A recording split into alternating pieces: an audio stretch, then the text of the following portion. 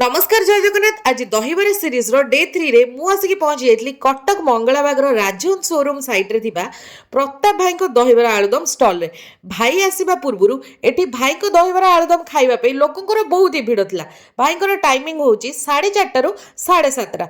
तो मु एठी आसिक जानिबा को पाइली जे प्रत्येक दिन तो आपन को पियाज रसुण वाला दहीबरा मिल जाउची, किंतु जदि आपन बिना पियाज रसुण खाइबा को चाहुचंदी ताले सोमवार गुरुवार संक्रांति रे आपन को एठी बिना पियाज रसुण दहीबरा मध्ये मिल जाय पारे।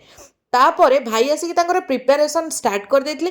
तापरे मु भाई को ऑर्डर कर देथिली गोटे मिठा खट्टा वाला कॉम्बिनेशन रो गोटे दहीबरा आलुदम रो हाफ प्लेट, जहार प्राइस थिला 50 टका।